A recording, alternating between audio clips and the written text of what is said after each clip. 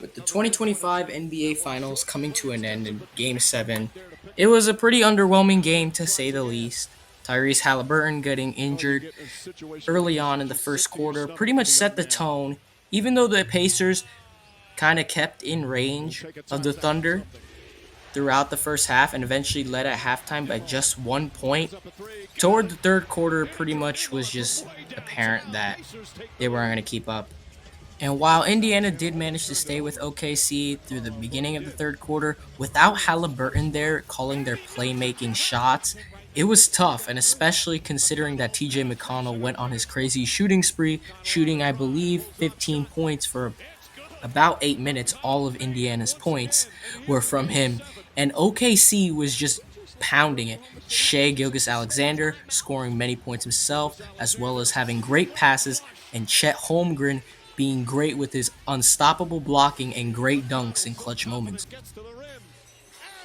The Tyrese Haliburton injury really came into play toward the end of the game because they couldn't rely on his leadership and his playmaking and shot making abilities because he was out of the game. And it wasn't long enough before the game was completely out of control. OKC was up by like almost 25 points. And after TJ McConnell scored like 20 straight points, the game kind of became a standstill for Indiana, and OKC just kept racking them up. And with SGA and Chet Holmgren being absolute dogs, nothing was stopping them. With how rare Game 7 is in the NBA Finals, I have to say this is one of the most underwhelming ones in a long time. We all remember the Lakers and Celtics game between Kobe and the Lakers and Kevin Garnett and the Celtics. While that game was an absolute classic, this game wasn't. Even other games such as the Pistons and Spurs in the 2005 NBA Finals, the Spurs and Heat in 2013 when LeBron got his second championship in a row. And of course, how could we forget 2016 when LeBron brought the Cavaliers a championship over Stephen Curry? Those were all-time classics. This game never lived up to the hype, especially after the first half, and it was just completely underwhelming and unfortunate to see how this game played out. By around the 5 minute mark in the fourth quarter, it was pretty much said and done for the Pacers. Pascal Siakam led them with a 40% shooting, 5 for 13, with a grand total of 16 points. Andrew Nembhard scored 15 points, 4 for 10 with 40% shooting. Aaron Nesmith had a 20% shooting on 1 for 5 for 3 points. Miles Turner went 2 for 4 for 6 points. Halliburton scored 9 points, 3 for 5, shooting 60% before he was gone. The leading scorer on the team was Benedict Mathurin. He scored 24 points, 6 for 14. He shot 43%. Like, this is just kind of average numbers, and Halliburton was definitely the missing piece for them. If you look at the Thunder, Shai Gilgeous-Alexander scored 29 points and, of course, was named Finals MVP, as we all know now. 8 for 27, shot 30%. Jalen Williams shot 35%, 7 for 20.